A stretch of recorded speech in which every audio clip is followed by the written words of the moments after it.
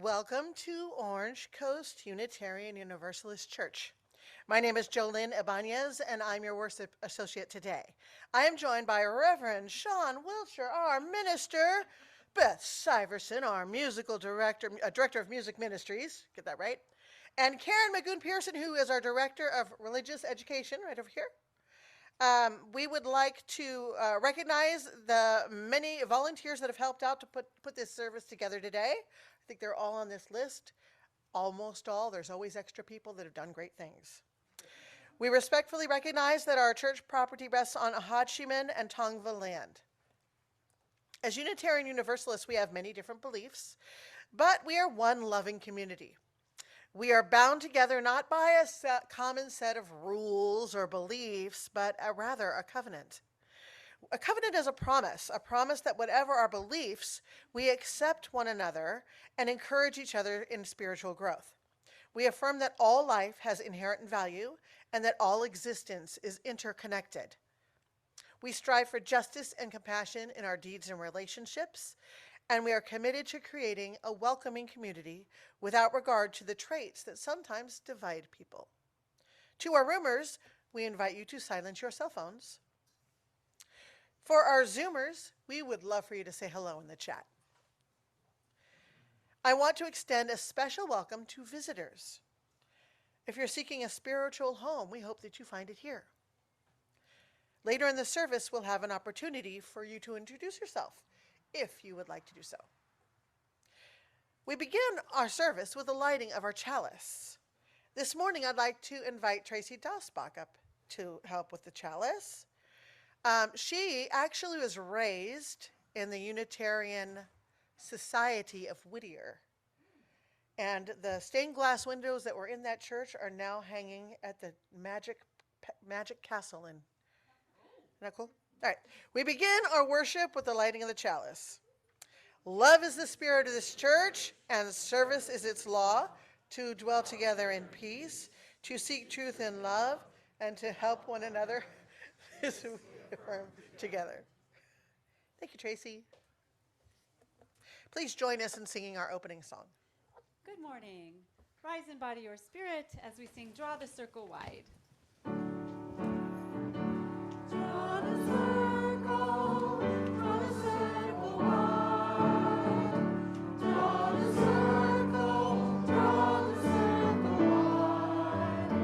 No one stands alone, we'll stand side by side. Draw the circle wide. Draw the circle wide. Draw the circle wide.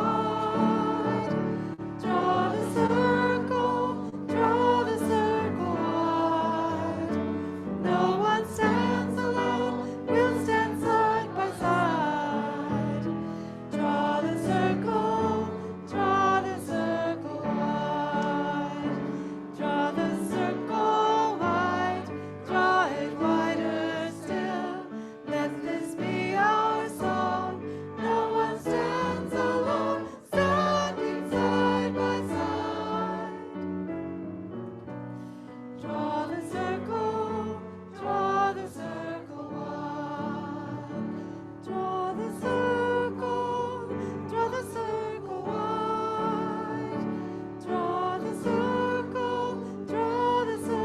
wide. No one stands alone, we'll stand side by side. Draw the circle wide. Draw the circle wide, draw it wider still. Let this be our song. No one stands alone, standing side by side. Draw the circle wide. Draw the circle wide.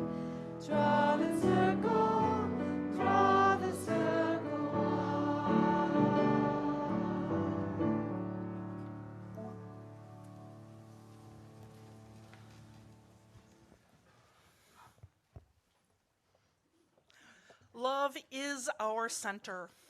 It binds us together across ideas, beliefs and philosophies, across race, gender, and affection. Let love always be at our center. And this is my prayer. Please let the center hold. The center is what holds our faith together. The strength of the center is what allows us to stretch further into the future, to the unknown, the untried, the uncertain, the unnerving, the places where growth happens. Let the center be strong, and let the center of this living tradition move with the times. Let the center of this living tradition lead the times. May the strength of the center strengthen us as we seek, as we embody compassion, work for equity, and demand justice for all. Normally this morning we have a musical affirmation, but we switched things around a little bit this morning and said we're going to go straight to our Time for All Ages skit. So I'd like to invite Craig and Jolynn up here are going to help me with a skit for y'all around centering love.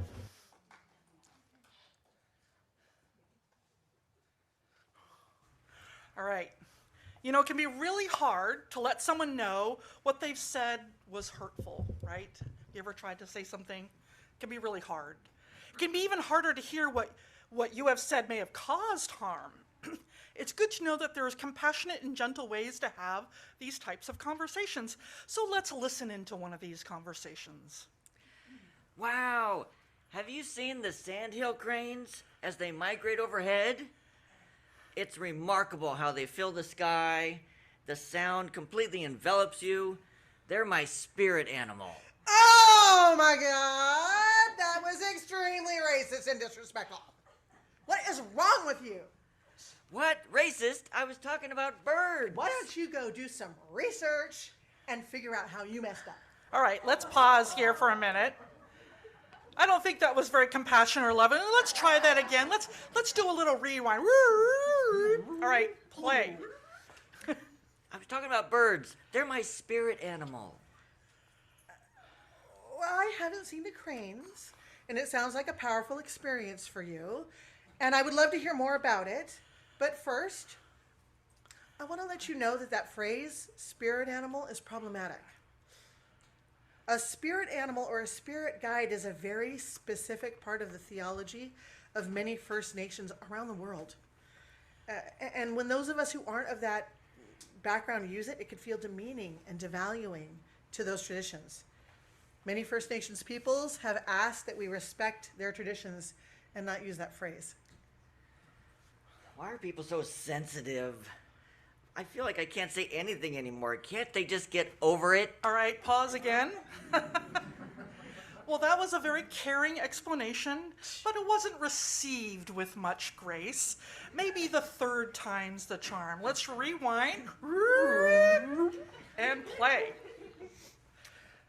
A spirit animal or a spirit guide is a very specific part of the theology of many First Nations traditions around the world, and those of us who aren't of that heritage, when we use it, it could feel demeaning and devaluing to those traditions.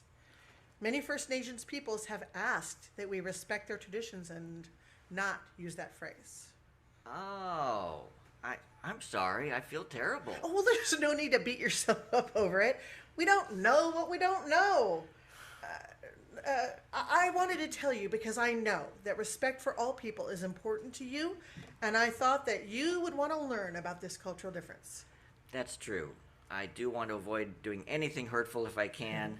Can you suggest an alternative? You could just say that seeing the cranes was a spiritual experience. It certainly was. Why don't you tell me about it? Yes, it was. I'll tell you all about it.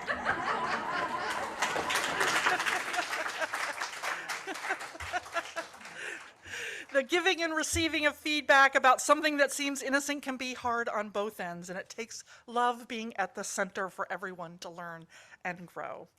All right, I'd like to invite Karen Magoon-Pearson up here to light the children's chalice, and then we will sing the children out to the religious education classes. And then we'll have our musical affirmation.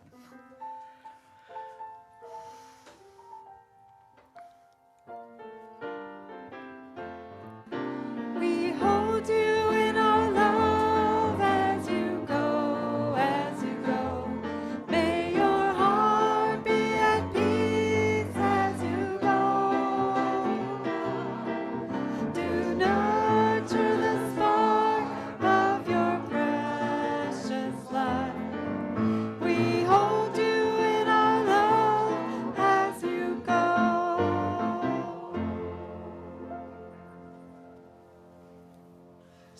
fun skit. And we're going to now move into something a little bit more challenging. We're talking about some challenging topics today.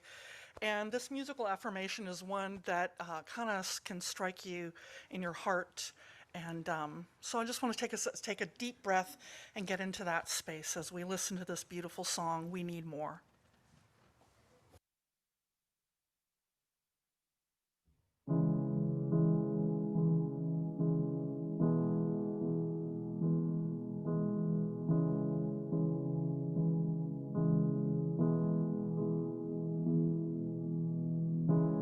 Ahmad Arbery, you went for a run, 'cause you probably felt free. Ahmad Arbery, your run had an end that nobody could see.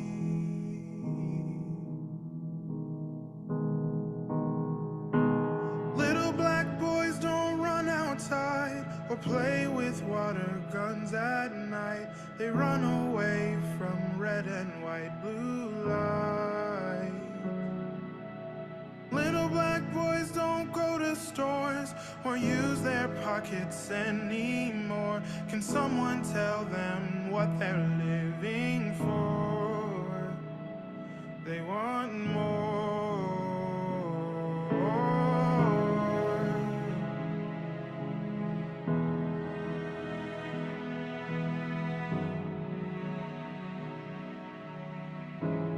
Oh, Breonna Taylor, I bet your sleep felt so peaceful and pure.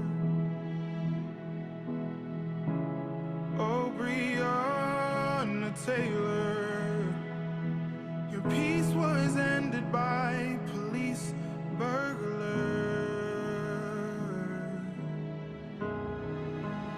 Oh, little black girls don't close their eyes or walk the streets alone at night. They turn their cameras on when they see white.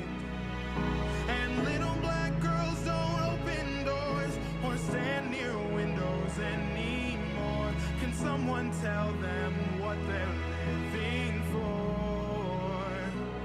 They need more.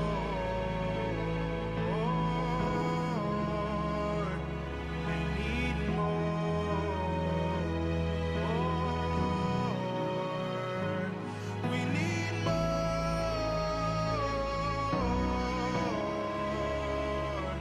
We need more.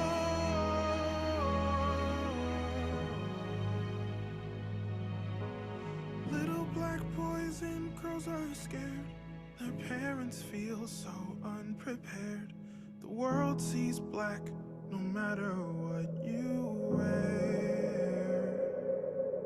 So little black boys and girls don't cry. We'll fight to find an alibi so you can go outside and never die. We will try.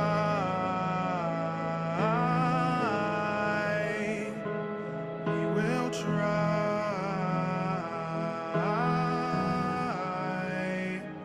We will try.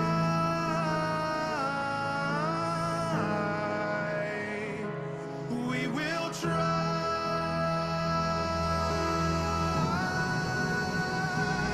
We will try.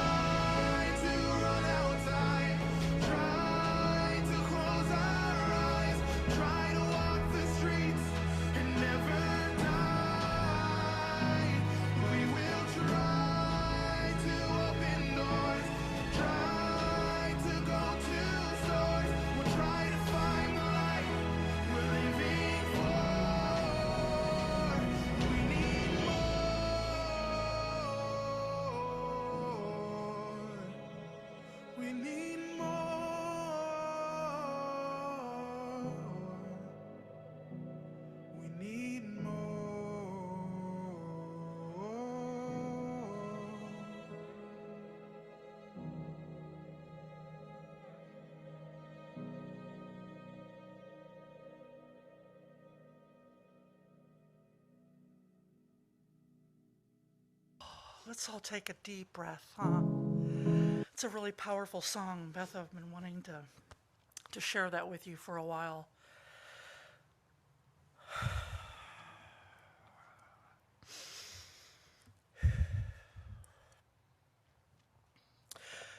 We're going to be having some difficult conversations in the months to come, and we've been having some, and everybody's been doing a beautiful job.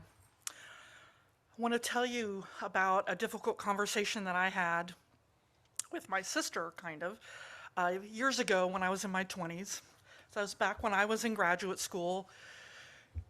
At that time, so I was in graduate school studying archaeology, and I was getting scholarships and fellowships and everything, but my twin sister was not doing as well. She dropped out of college. She was kind of working in something of a dead-end kind of job.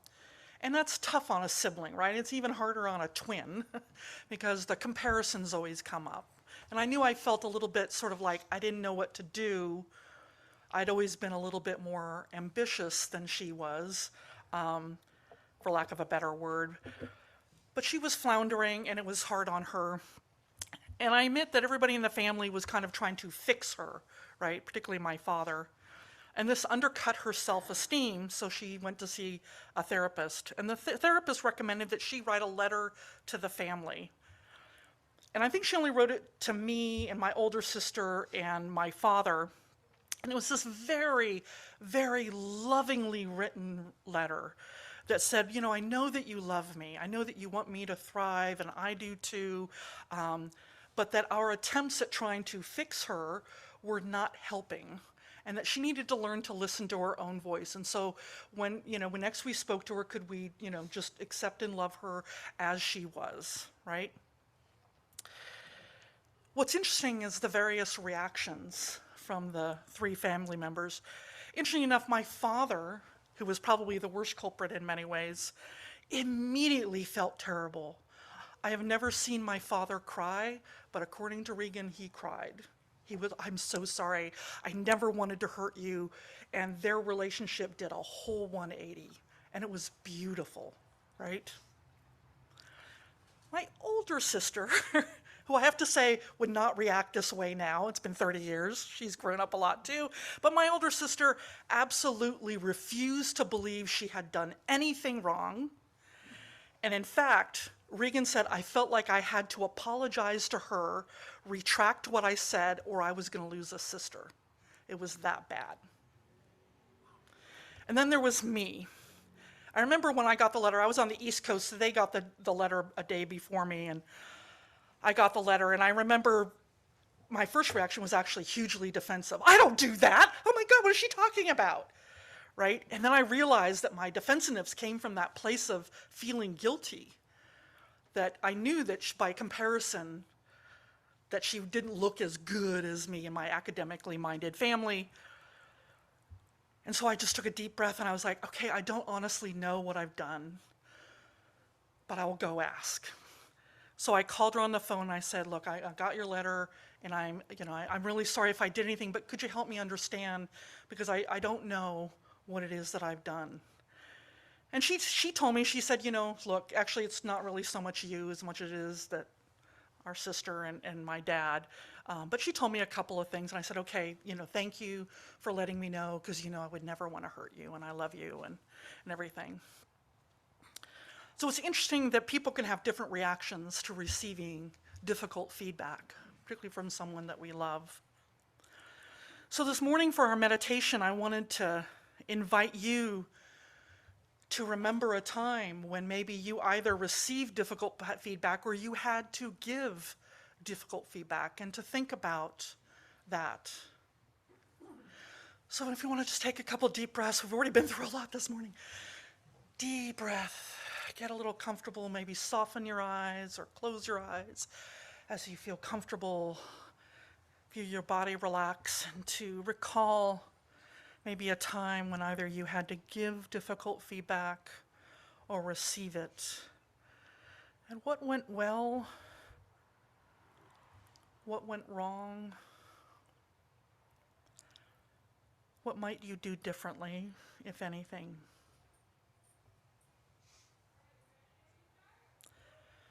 take a moment in a spirit of silence to consider.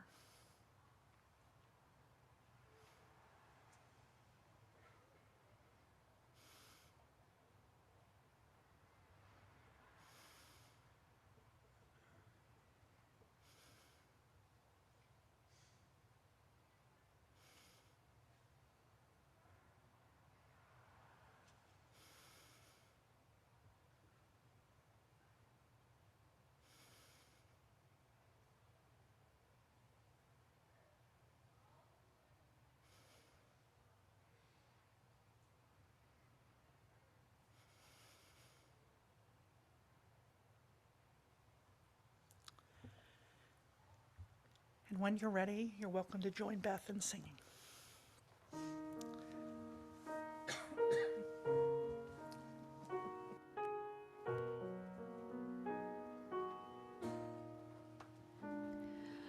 Love once again, break our hearts open wide. Love once again, break our hearts open wide.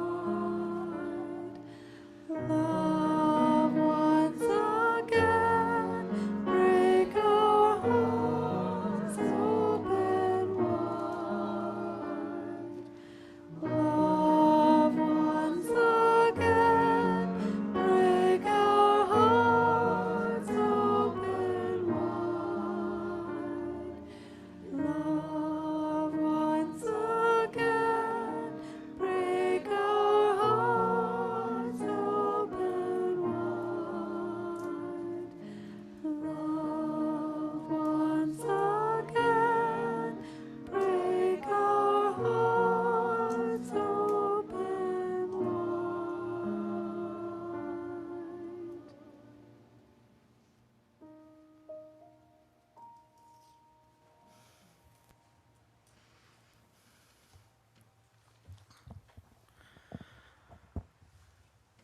Our denomination and this church is doing a lot of good, vital work around anti-racism and anti-oppression. And if you're around doing this work long enough, you're going to hear the term centering whiteness out there. And what do we mean by centering whiteness? And it means that when we center whiteness, it means that we're approaching the world through the lens of someone who is white, not a person of color or any other marginalized identity. And that's a bit hard to grasp. So I wanted to give you some examples, because this one kind of blew me out of the water when I first saw it. So this is a guy named Dominic Apollon of Oakland, California, and he shared these pictures on Twitter in 2019. He said, "It's taken me 45 trips around the sun, but for the first time in my life, I know what it feels like to have a Band-Aid in my own skin tone. You can barely even spot it in the first image. For real, I'm holding back tears." He went on to say that he was surprised at the reaction in him. It felt like belonging, he said, like feeling valued. Now, when I saw this actually a couple years ago, I was blown away. It never occurred to me that Band-Aids, of course, match white skin. All of the Band-Aids I'd ever seen match white skin. And that is kind of what we mean by centering whiteness, right?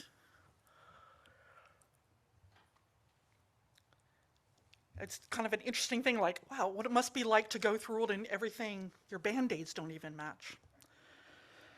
Another example, actually, in some ways, is really this sermon and this service. I'm white, and many of you, not all of you, but many of you are white. But think about how this service might be different if I was speaking to a group of African Americans, or Latinx, or Asia Pacific peoples. It's hard not to speak from your own point of view, and so some of it is just really being aware of how much your viewpoint is influencing how you see the world. And so I just wanted to acknowledge that centering. And while centering people of color or other marginalized groups can definitely be appropriate in many situations, it also doesn't always work out to center always the person of color either. I want to give you an example that was sent to me recently. an art professor in Minnesota, and she was actually African American herself. She's was in a survey art class. She was teaching the survey art class, and she wanted to show some Muslim art that depicted Muhammad. Now, she knew this, and you may not know this, but many Muslims find any representative of Muhammad or Allah to be blasphemous. It's idolatry to them. Now, the professor knew this, as I said, and she made every accommodation. She put it in her syllabus. She announced it before the class. She gave room for people to look, if you don't want to be a part of this particular class, you don't have to be, that sort of thing. But these paintings were by Muslims, and she wanted to acknowledge this artwork. So, and on the day of class, we actually have a recording of the class, and she did this. And one student, who happened to be the president of the college's Muslim organization, complained to the administration, saying that she felt disrespected by it even being up there.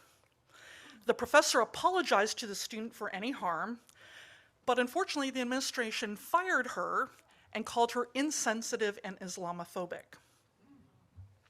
This created a firestorm of criticism, as you can imagine, and including many Islamic organizations like the Council on American Islamic Relations came to her aid, the professor's aid, saying, we're not monolithic here, and analyzing art for academic purposes is not the same as Islamophobia, right? So sometimes we can go way overboard by taking that one person who's offended, even though every accommodation has been made. These are the challenges that we face, right? Around how do we center? Whose voice do we center? Who do we listen to? When is it appropriate? When is it not? When is academic freedom versus, someone's religious beliefs?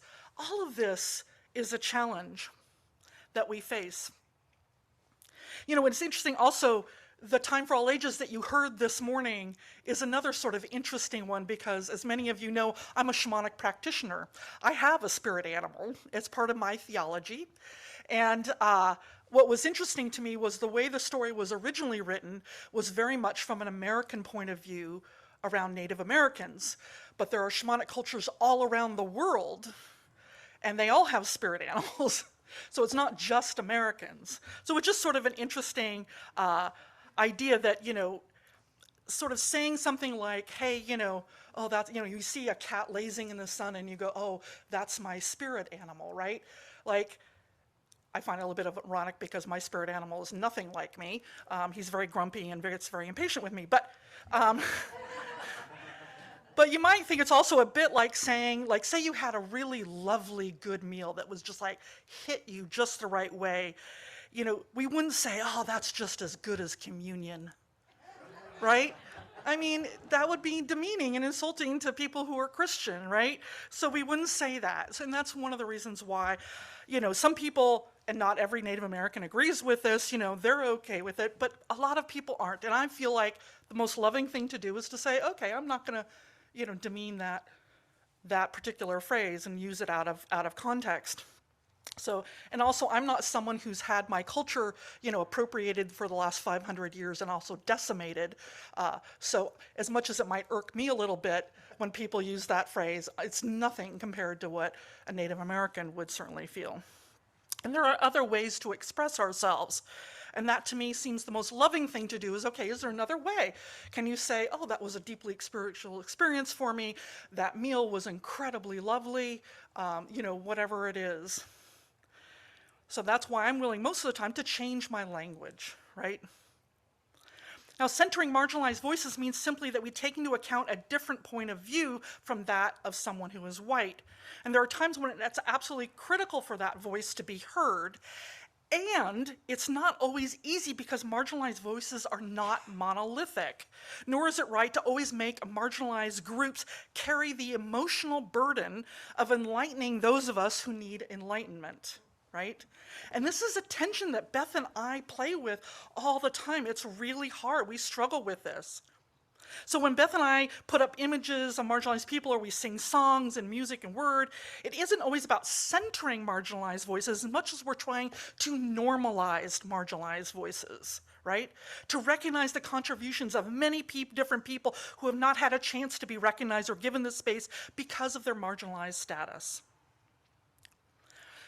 I believe that the best thing that we can do is to center love. Now, may sound a little bit trite or confusing, so let me explain what I mean by that. I think that sometimes people, when they say when you're centering love, is that, well, you can't then say anything, right? If you don't have anything nice to say, don't say anything at all, right? We've all heard that phrase. That's not true. To me, love is like fierce mama bear. You don't give up on it. You say your truth, but you do it in a loving way, right? People sometimes think it might be that you can't point at inappropriate behavior because it might hurt someone. Like in our Time for All Ages story, oh, I feel terrible is a kind of hurt, but it's also one that's self-inflicted. You can't know what you don't know, right? You simply say, oh, thank you, I didn't know that. Well, that's interesting. Don't beat yourself up. It doesn't help anybody. Centering love means that all sides are trying to make the situation better, to understand one another, to see each other as human beings. Centering love means we ask ourselves constantly, what's the most loving thing to do here? So centering love is not about agreeing, it's not about not standing up for your truth, it's about naming your truth in a loving way. And there is someone who I believe is absolutely brilliant at centering love in everything that he did. Oh yeah, this guy, the Reverend Dr. Martin Luther King Jr. Love this guy. He was amazing at centering love and saying difficult things, right? And one of his most brilliant pieces, if you've never read it, is Letter from a Birmingham City Jail. How many people have read the whole thing? If you haven't, go on and read it. It's so amazing. This letter is absolutely brilliant. And it's a bit, I can't read all of it here. Unfortunately, it's like, 10 pages long, something like that. But I'm going to read some excerpts of it, and I want to sort of set the scene for it. So Reverend King wrote this letter after being arrested in 1963 for organizing and participating in demonstrations and other protests in Birmingham, Alabama in 1963. And a number of white moderate ministers in the area had written a letter to the editor of the local paper, the Birmingham paper, stating that his demonstrations were unwise and untimely, that he was pushing too hard, and that while they agreed with his ultimate goal of desegregation, he just needed to be patient, that his demonstrations were causing violence after all. The letter that then King writes is addressed to these white moderate ministers, and so these are his colleagues, and some of whom he had known and worked actually closely with. So in other words, he's talking to people that he has something of a relationship.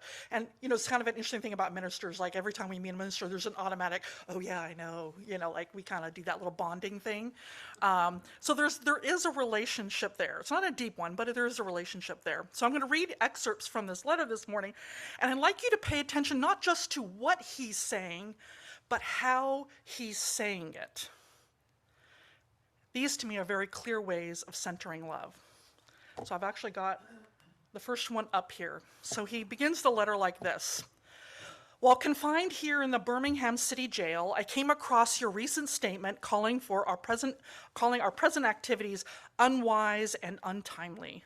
Seldom, if ever, do I pause to answer criticism on my work and ideas, but since I feel that you are men of genuine goodwill and your criticisms are sincerely set forth, I would like to answer your statement in what I hope will be patient and reasonable terms. So do you see one of the very first things that he does here, right? He acknowledges their dignity and worth, right? He says, you are men of genuine goodwill and your criticisms are sincerely set forth. He also quotes them specifically, and that helps people feel heard. What I hear you saying is a very common way to help people understand that, yes, I heard your criticism, I heard what you say. What I hear you saying is this. So he says, your present activities call them unwise and untimely. So then he goes into explains why he's actually in Birmingham. I'm going to read, this one is also up there.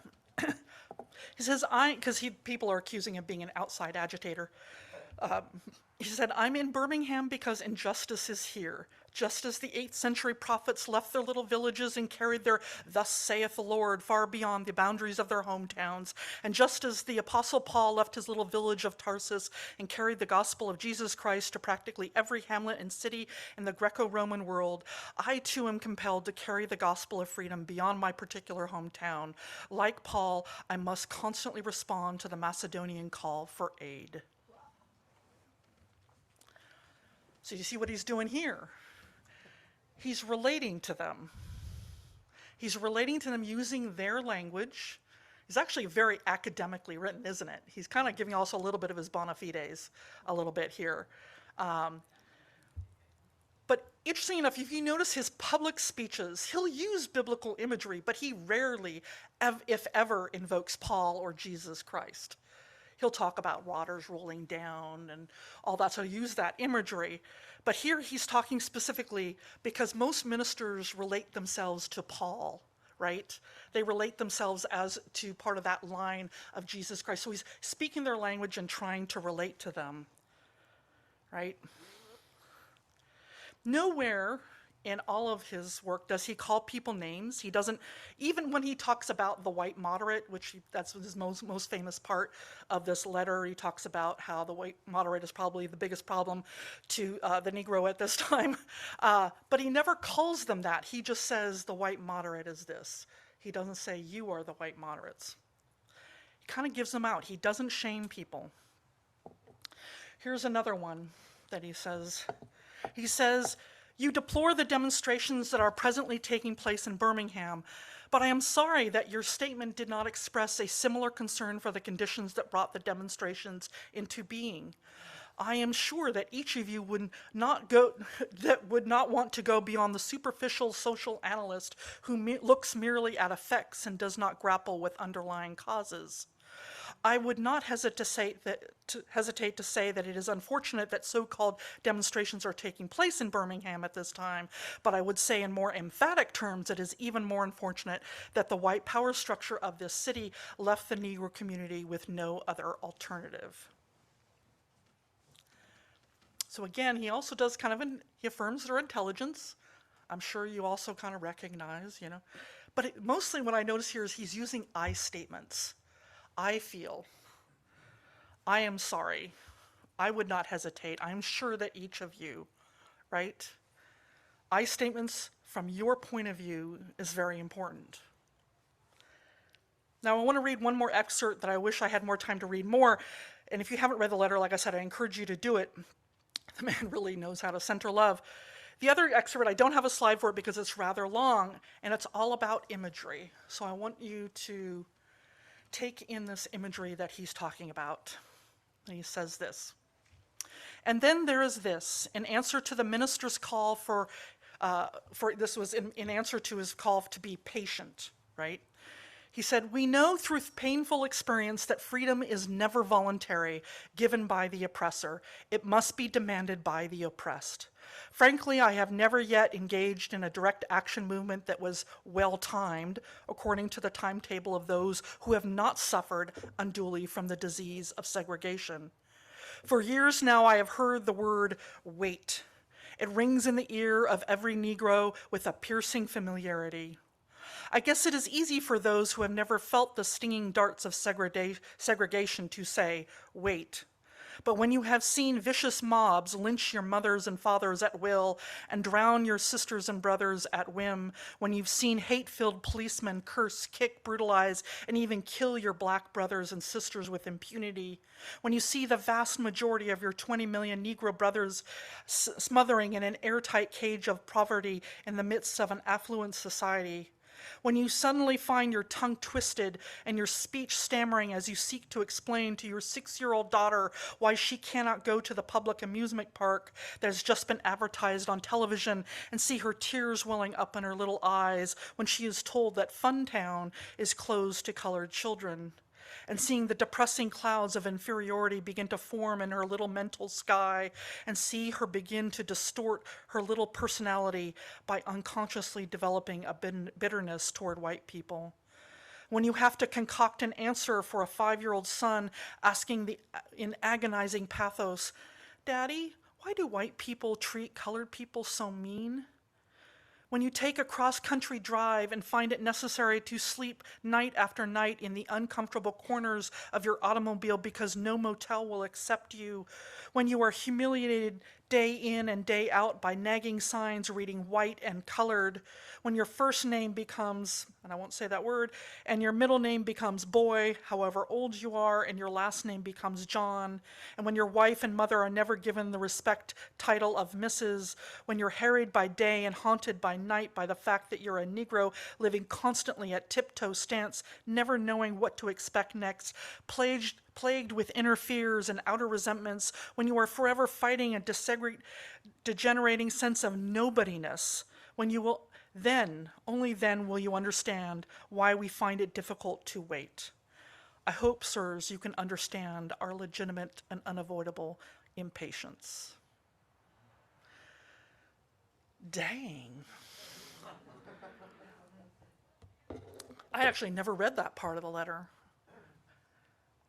He uses this incredible emotional imagery, right? I mean, every parent could imagine trying to talk to their child, saying something difficult,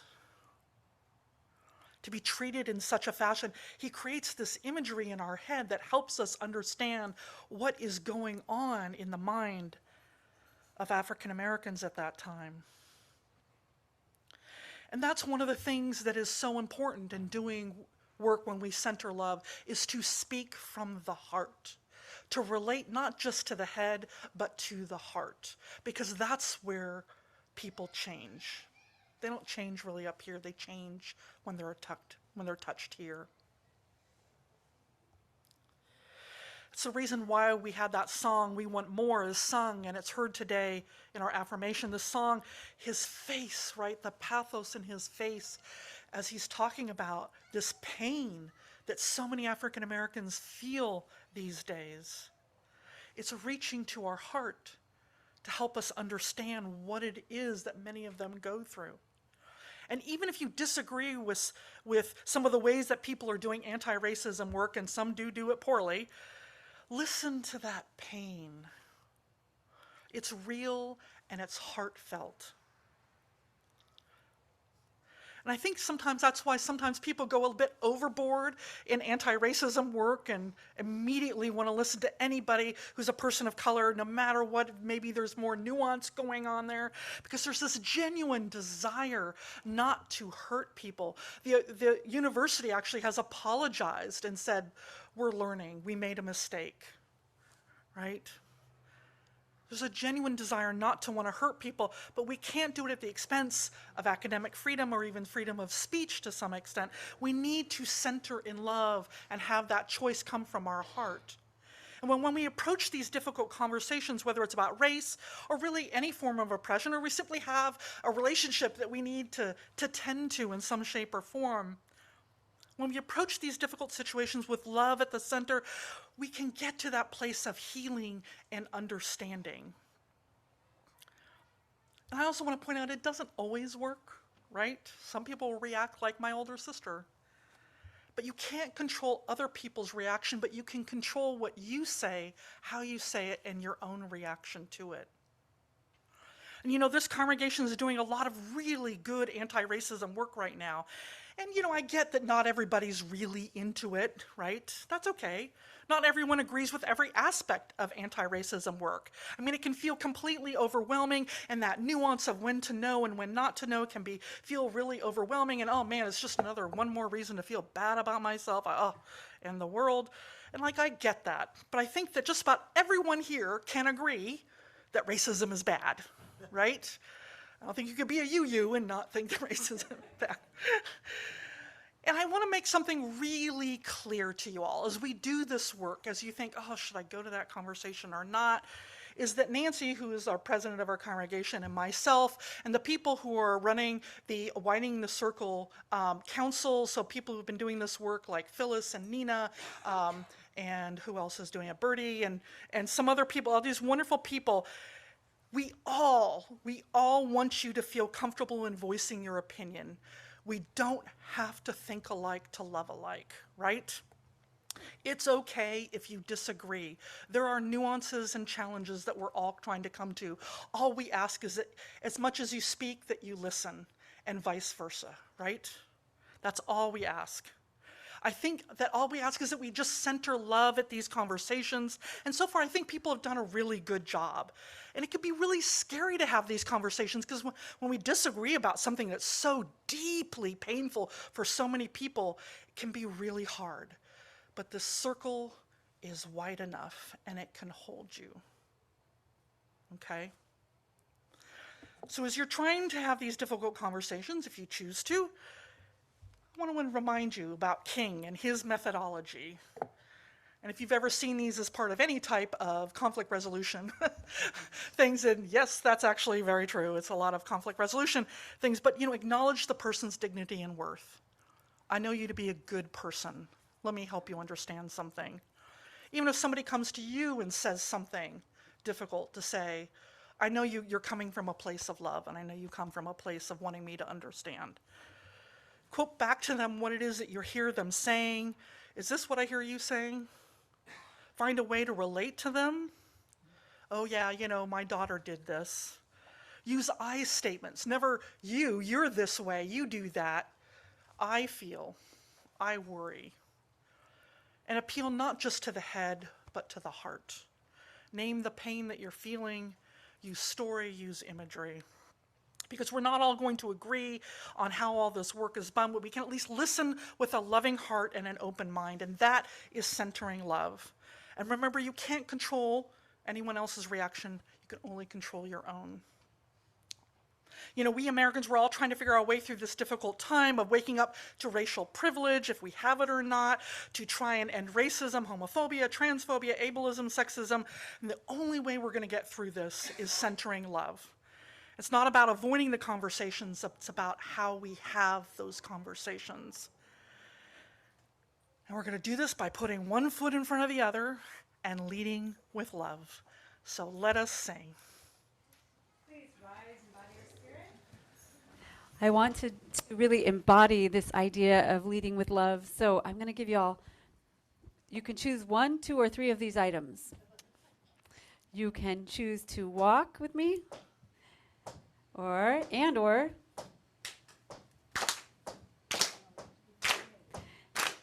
you can sing. You gotta put one foot in front of the other and lead with love. Put one foot in front of the other and lead with love. You gotta put one foot in front of the other and lead with love. Put one foot in front of the other and lead with love. Don't give up hope. Don't give up hope. You're not alone. You're not alone. Don't you give up. Don't you give up. Keep moving on. Keep moving on. You gotta put one foot in front of the other and lead with love. Put one foot in front of the other and lead with love. You gotta put one foot in front of the other and lead with love. Put one foot in front of the other and lead with love. Lift up your eyes. Lift up your eyes. Don't you despair. Don't you despair. Look up ahead. Look up ahead. The path is there. The path is there. You gotta put one foot in front of the other and lead with love. Put one foot in front of the other and lead with love. You gotta put one foot in front of the other and lead with love. Put one foot in front of the other and lead with love. I know you're scared. I know you're scared. Well, I'm scared too. I'm scared too. But here I am. But here I am. Right next to you. Right next to you. You gotta put one foot in front of the other and lead with love. Put one foot in front of the other and lead with love. You gotta put one foot in front of the other and lead with love. Put one foot in front of the other and lead with love.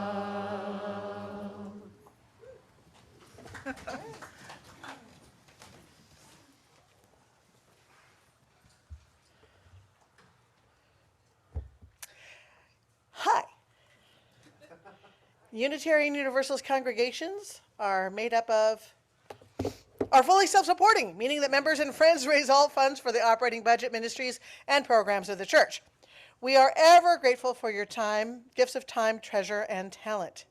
OCUC amplifies the spirit of generosity by sharing half of the plate we receive with an organization that shares our values. And this month we are partnering with Stand Up for Kids, which is a favorite of some of our favorite congregants, by the way. We'll hear more about that from other people, I'm sure. And I wanted to read for you something very interesting from their website. We celebrate differences. Huh? Embracing all youth regardless of race, ethnicity, ancestry, skin color, religion, national origin, sex, sexual orientation, gender identity and expression, relationship status, personal appearance, family roles, political affiliation, or disability. There it is right there. So there are multiple ways you can support the church and this organization. You can mail a check. You could go through our website. You can use an app called Vanco Mobile. The choice is yours. All the information is on our website should you need it. As always, thank you for your generosity.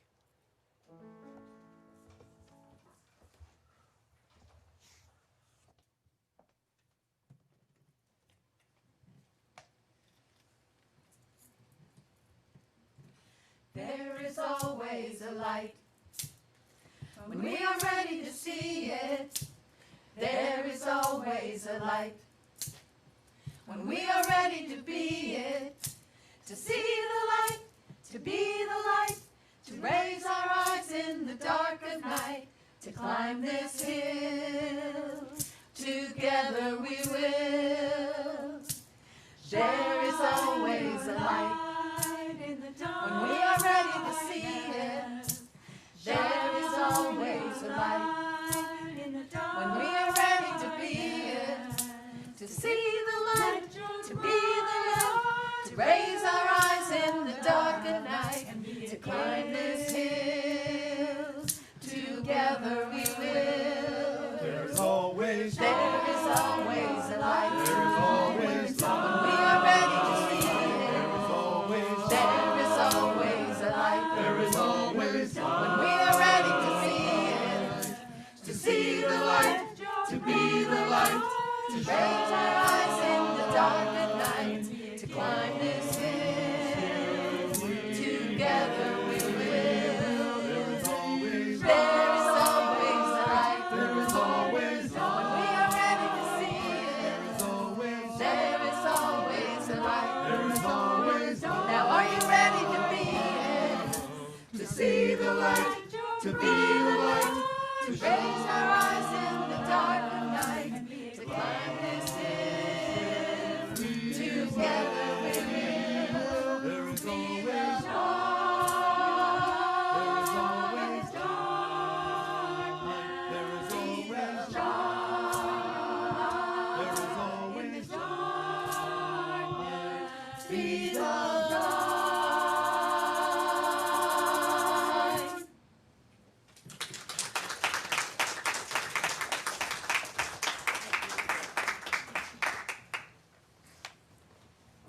And now I ask you to join us with our offertory response. This song puts our intentions into words and expresses our gratitude for the many gifts we share.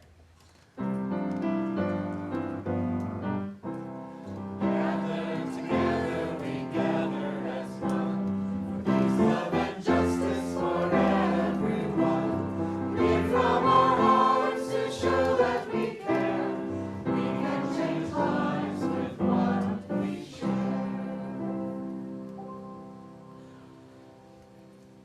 Of course, now is that time when we honor the important events and people in our lives, and you are invited, one and all, whether you're a member, a friend, visitor, to participate in this weekly ritual that we call Joys and Sorrows. And I'd like to invite Judith Stamper up here to assist us.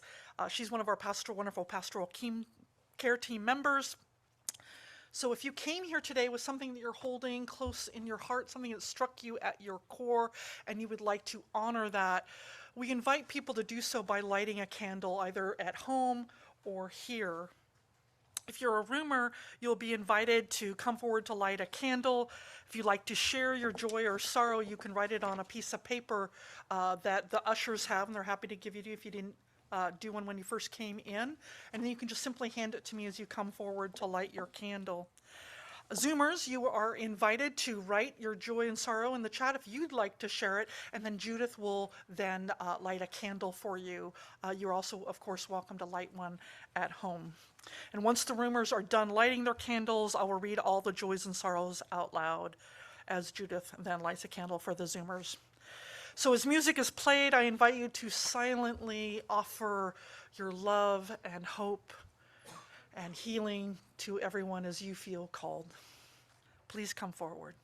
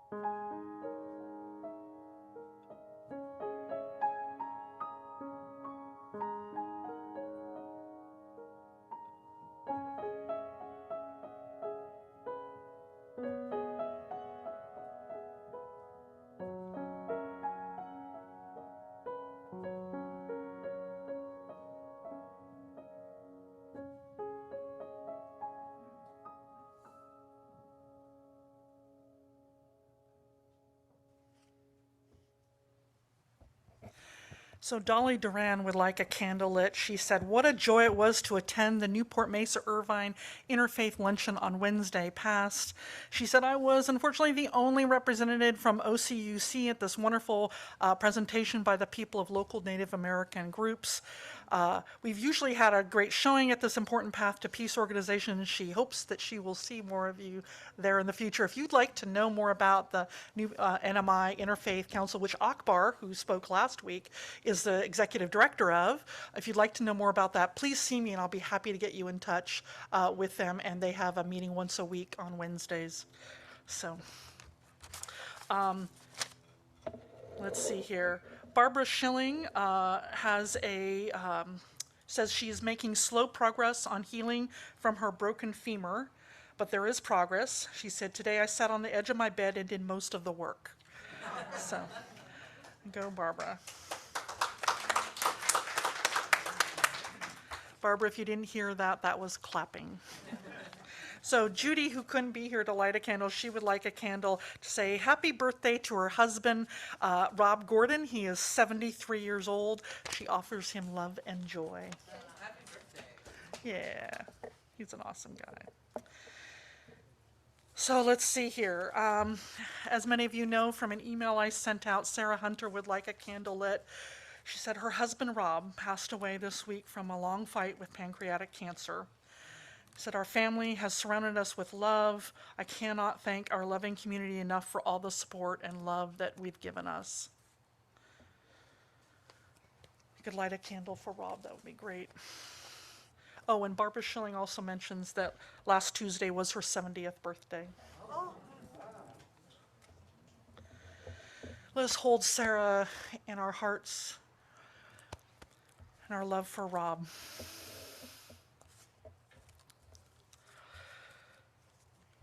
So let's see here. We've also got Dave Carlson.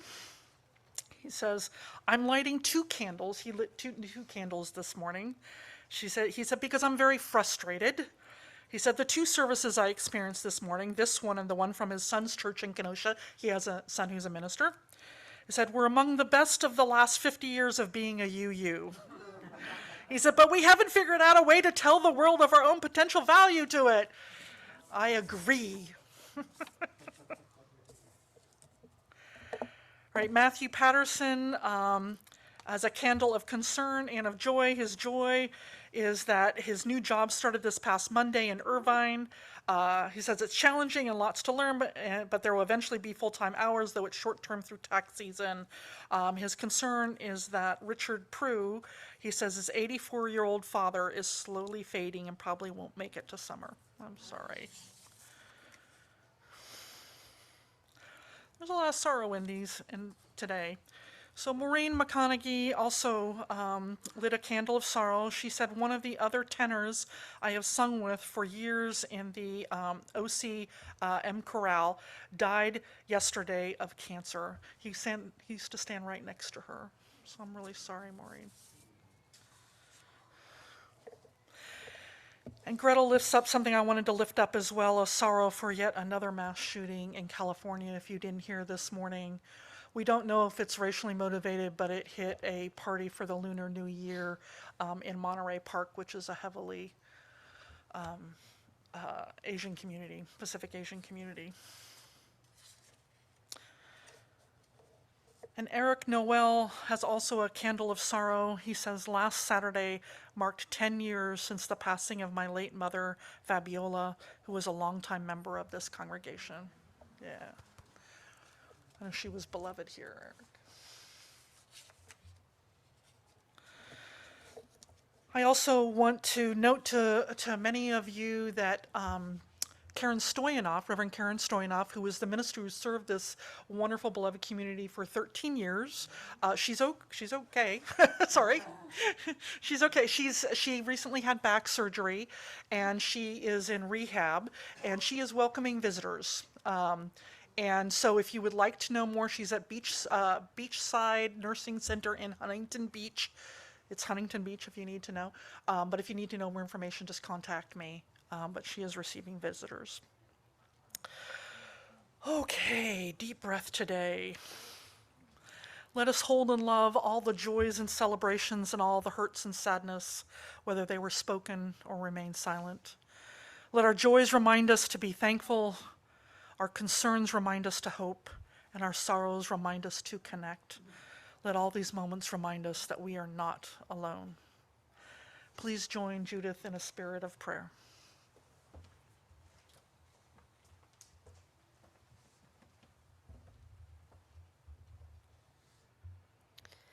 This is called Find Love, Be Love by Laura Riordan Berardi.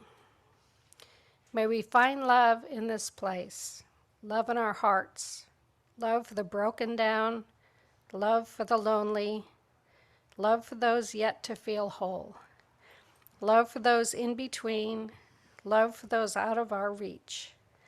May we find love, add love, and be love in this world. Amen.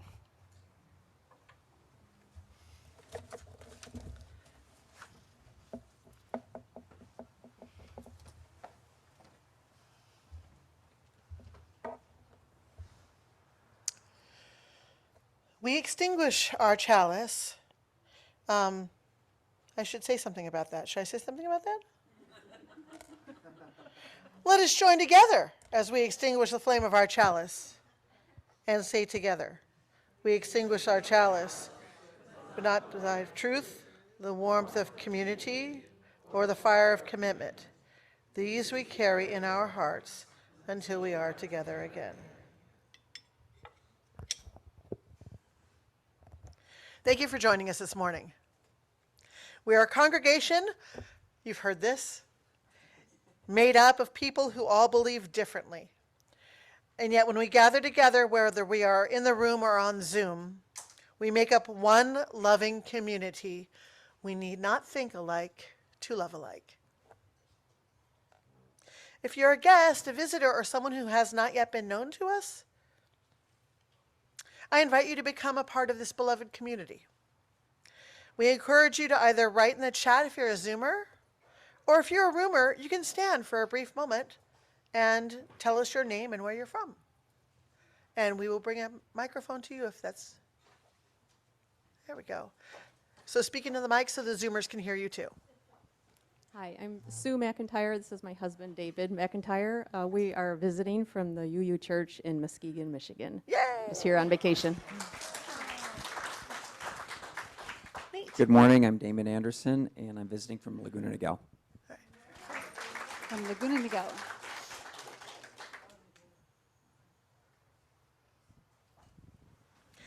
If you'd like to know more about our church, including programming for our youth and children, please contact us at hello@ocuc.org, and we'll help you get connected.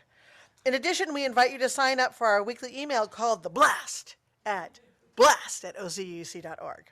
We want everyone to feel a part of this beloved community, so reach out and we will help you get connected.